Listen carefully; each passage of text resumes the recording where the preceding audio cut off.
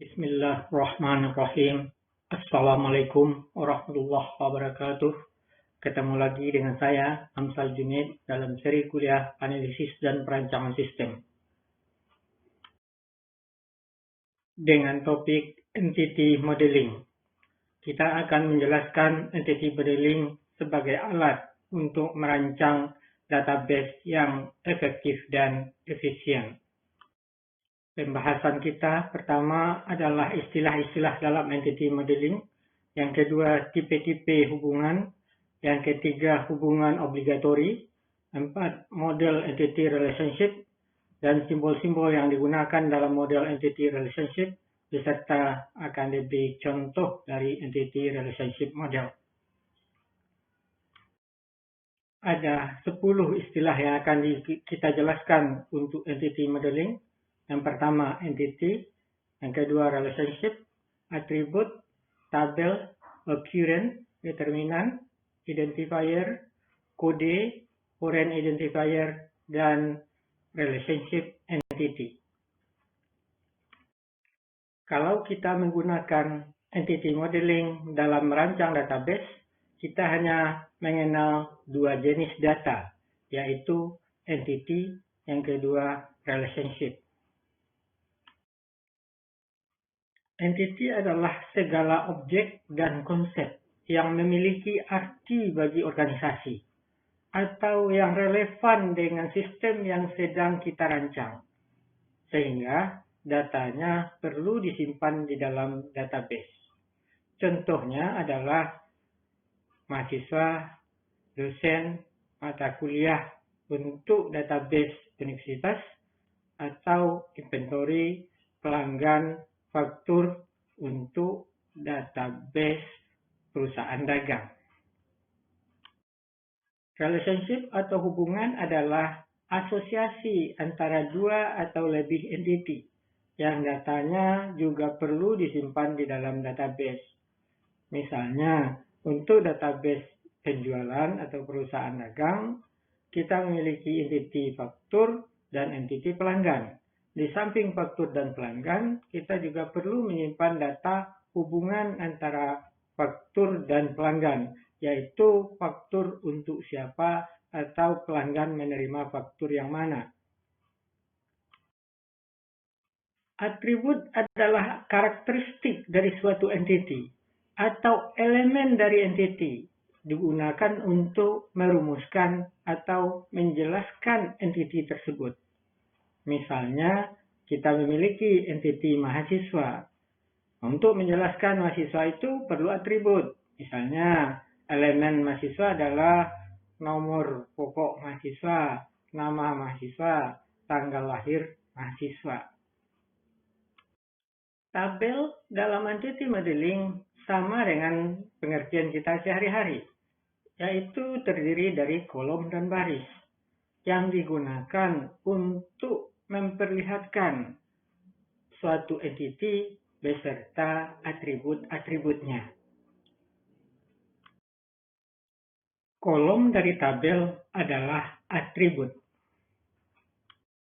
Occurrence atau keterjadian adalah anggota dari suatu entity, sehingga kalau atribut sebagai kolom dari satu tabel, maka occurrence menjadi baris dari suatu tabel. Determinan adalah atribut dari suatu entity yang menentukan nilai dari atribut lain. Misalnya, nama menentukan nilai dari alamat. Sedangkan identifier adalah satu atau kombinasi atribut yang digunakan untuk mengidentifikasi atau membedakan suatu occurrence dengan occurrence lain. Sehingga identifier ini harus unik, misalnya nomor pelanggan. Determinan menjadi calon dari identifier. Jika tidak ada determinan yang unik, kita bisa gabungkan dengan atribut lain atau membuat atribut yang khusus digunakan sebagai identifier. Identifier yang sengaja dibuat Karena tidak ada determinan yang unik, disebut dengan kode. Sebaiknya kode itu hanya sebagai identifier, tidak digunakan untuk menyimpan data. Sebagaimana sudah dijelaskan bahwa ada dua jenis data dalam entity modeling, yaitu entity dan relationship. Setiap entity akan disimpan di dalam tabel, sedangkan untuk menyimpan relationship ada dua metodenya atau caranya, yaitu menggunakan foreign key dan yang kedua menggunakan relationship entity. Foreign key adalah atribut dari suatu entity yang dimasukkan menjadi atribut entity lain yang digunakan sebagai alat menyimpan hubungan atau relationship antar entity tersebut. Sedangkan relationship entity adalah entity baru yang sengaja kita buat untuk menyimpan data hubungan.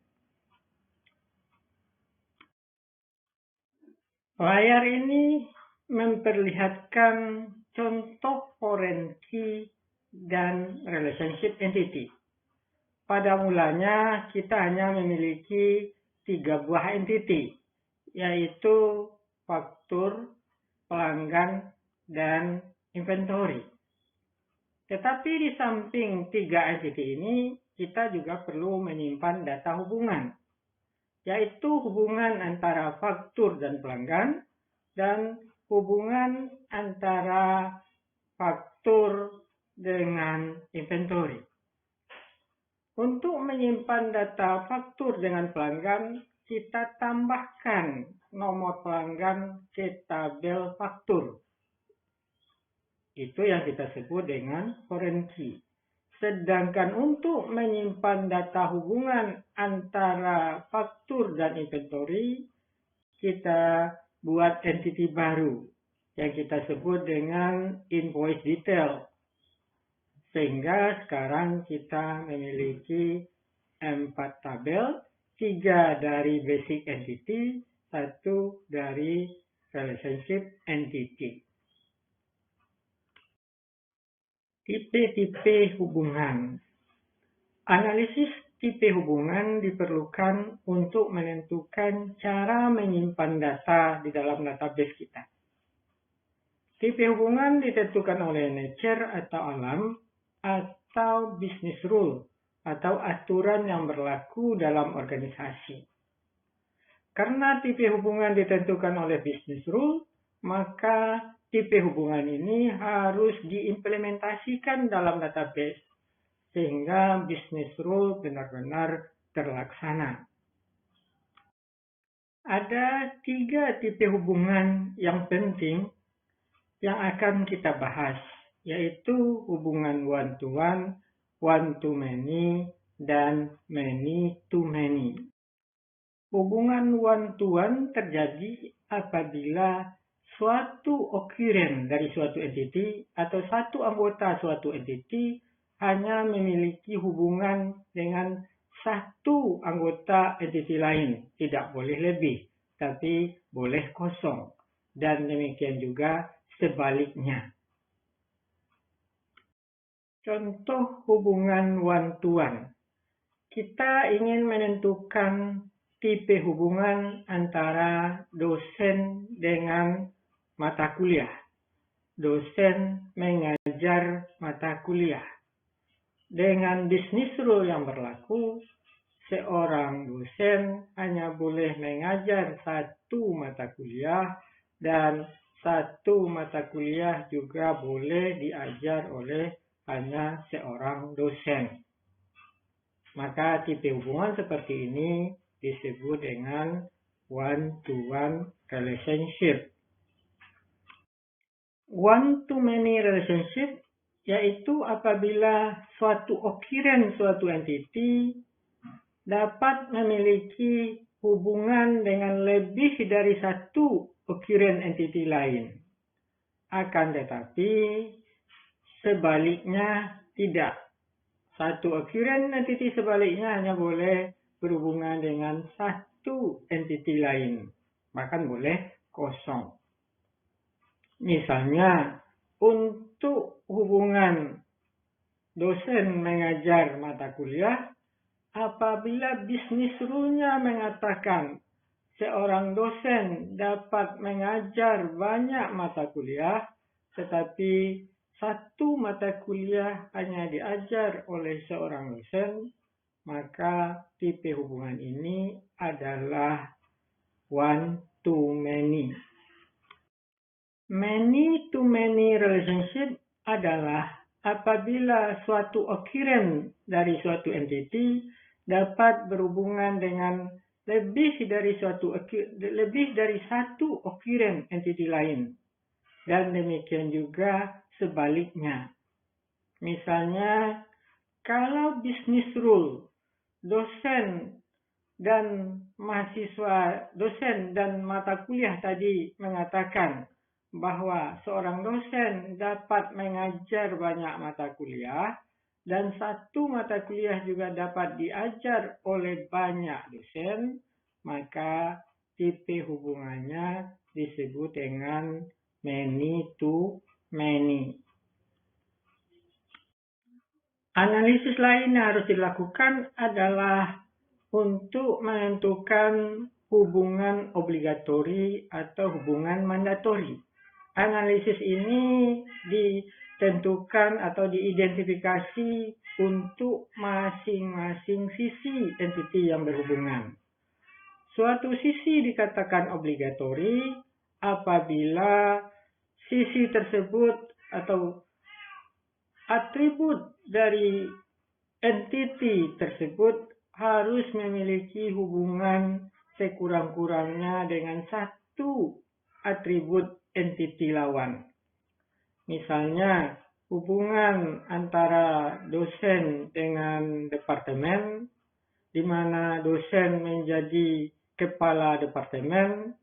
Setiap departemen pasti memiliki kepala seorang dosen, maka sisi departemen disebut dengan obligatori.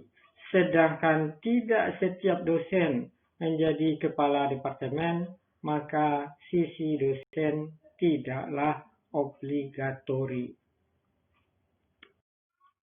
Semua entiti yang relevan beserta hubungannya didokumentasikan dalam satu diagram yang disebut dengan entity relationship model atau entity relationship diagram. Karena entity relationship model ini berisikan semua entity dan hubungan yang relevan dengan sebuah sistem, maka dia juga menjadi dokumentasi semua data yang perlu disimpan di dalam database yang sedang kita rancang. Dan entity relationship model ini digunakan sebagai dasar untuk merancang fisik database, yaitu dalam rangka merancang tabel-tabel beserta atribut yang diperlukan setiap tabel. Sama halnya dengan alat-alat dokumentasi lain, entity relationship model juga menggunakan simbol-simbol. Untuk entity relationship model, simbol yang digunakan yang pertama 4 persegi untuk menggambarkan entity, yang kedua belah ketupat digunakan untuk menggambarkan hubungan, garis untuk menghubungkan entity yang berhubungan, 1 M atau N untuk menunjukkan tipe hubungan, dan O digunakan untuk menunjukkan hubungan obligatori. Ini adalah contoh entity relationship model untuk sistem pengendalian penjualan dan inventory. Di dalam diagram ini terdapat 4 entity. pelanggan, akun pelanggan, inventory, dan faktur. Hubungan pelanggan dan akun pelanggan adalah one-to-one di mana sisi akun pelanggan obligatori. Hubungan antara pelanggan dan invoice adalah one-to-many dan sisi invoice obligatori. Artinya, setiap invoice harus ada pelanggannya, tetapi tidak semua pelanggan harus sudah mendapat invoice. Sedangkan hubungan antara invoice dan inventory adalah many to many. Demikian pertemuan kita kali ini. Sampai jumpa. Assalamualaikum warahmatullahi wabarakatuh.